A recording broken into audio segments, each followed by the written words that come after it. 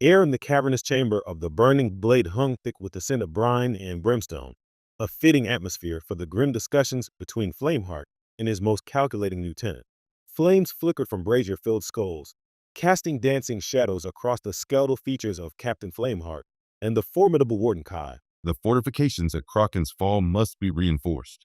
Flameheart rasped, his voice a gravelly echo of a bygone era. Duke's reports suggest a new surge of adventurers in the region. We cannot afford another breach.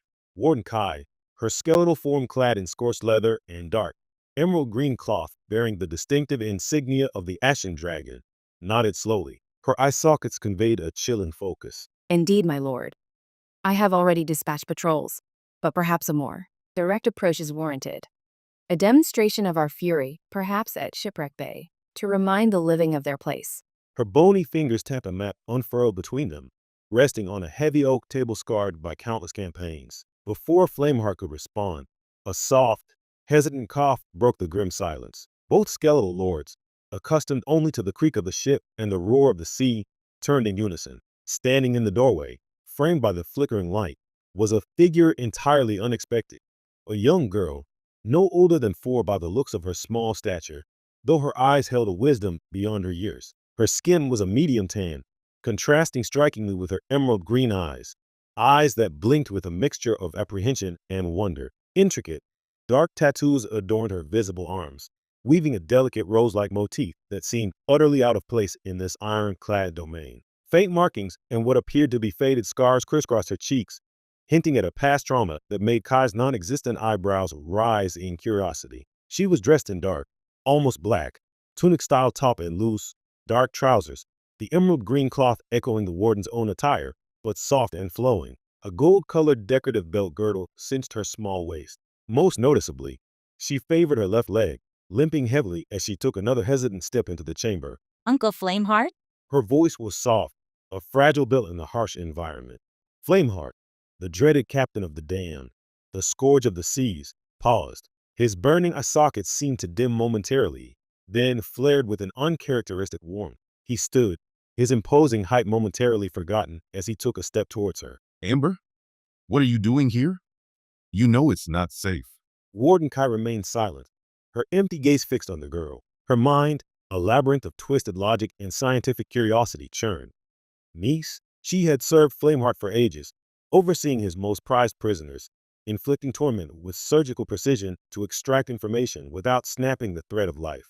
Never once had it been hinted that the great Flameheart harbored affection, let alone family. And this child, the scars, the limp, the defiant emerald eyes. The warden's interest was piqued. Ember was a puzzle. It's been so long.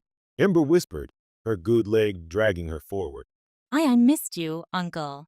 My dear Ember.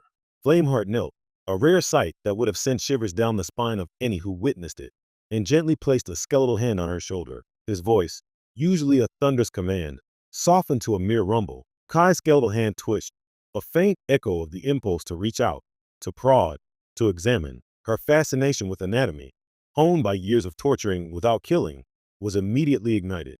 Ember's resilience, evident in the faded scars, and her quiet determination despite her injury, was a mystery Kai felt compelled to unravel. What made this child, barely more than a babe, so captivating to the indomitable Flameheart? What hidden mechanisms allowed her to bear such marks and still seek out her terrifying uncle? My lord. Kai finally spoke, her voice a dry rattle. Forgive my impertinence, but this child, her form, her fortitude, I confess I am intrigued. I would very much like to study her. Flameheart's head snapped up, his fiery eyes blazing. Under no circumstances. Warden Ember is delicate. Delicate? Kai counted, her gaze unwavering as it drifted from Ember's emerald eyes to the intricate tattoos, then to the telltale limp. She bears the marks of great pain, yet stands before us. I merely wish to understand how her spirit, her very physiology, withstands such pressure. My research could prove invaluable, helping us to understand the limits of endurance, the very tick of life itself. Sensing the shift in the atmosphere, Ember instinctively gravitated closer to Flameheart. He placed a protective hand on her back. He knew Kai's methods, her relentless pursuit of knowledge, her meticulous studies. Yet, he also knew the value of Kai's insight. If you must. Flameheart finally conceded, his voice strained. but only in my presence. And not a single incision, not a scratch. You will observe. Nothing more. Kai's head tilted, a gesture of grudging acceptance. As you command, my lord. But her mind was already calculating, devising ways to bypass the restriction. Observe was a broad term. That night, the burning blade sailed through choppy seas, its spectral sails billowing. Ember, nestled in a surprisingly comfortable hammock, finally drifted to sleep, exhausted by her journey and the strange sights of her uncle's ship. The rocking of the vessel was a lullaby, masking the soft creak of a cabin door opening. Warden Kai moved with the silent grace of an apex predator. Her skeletal fingers, surprisingly adept, gently lifted the sleeping girl from her hammock. The child stirred faintly, letting out a small sigh, but remained asleep. Kai's empty eye sockets glowed with an unnerving intensity, a cold fire of intellectual curiosity. She wanted to know what fueled this child, what made her so precious to Flameheart, what intricate tapestry of sinews and spirit allowed her to endure. Flameheart's presence was a hindrance, a limitation on true understanding. And Kai abhorred limitations. She carried Ember, light as a feather despite the child's injured leg, through the shadowy corridors of the ship, her destination not the Lord's quarters, but a small, concealed laboratory she maintained within the ship's bowels, a place where the screams of past subjects had long faded into the wood. Or perhaps, she mused, to the desolate shores of Kraken's Fall, where the winds would carry no sound but her own quiet deductions. As the first pale gleam of the silver moon spilled across the burning blade, Flameheart lay motionless in his restless slumber. The cursed captain's mind was a labyrinth of endless possibilities, a chessboard of cunning strategies to outwit his enemies.